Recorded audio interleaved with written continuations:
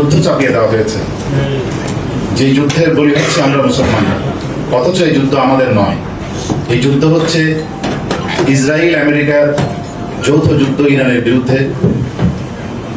আর এই যুদ্ধের জন্য সাফার করছে আরব বিশ্বের সমস্ত মুসলমানরা, এবং এর জন্য অনেকাংশে আমাদের আরব বিশ্বের শাসকরা দায়ী, যারা তাদের মার্কিন মুনিবের বাঁচাতে গিয়ে আজকে তাদের বিপদ নিজেদের উপরে ডেকে এনেছে। এখান থেকে আমাদের জন্য যেটা মেসেজ বা শিক্ষা, সেটা হচ্ছে আজকে মুসলমানদের সমস্ত শাসকদেরকে ইসলামী চেতনায় উজ্জীবিত হয়ে, ইমানি চেতনায় উজ্জীবিত হয়ে আমাদেরকে ঐক্যের কাতারে আমাদেরকে আসতে হবে।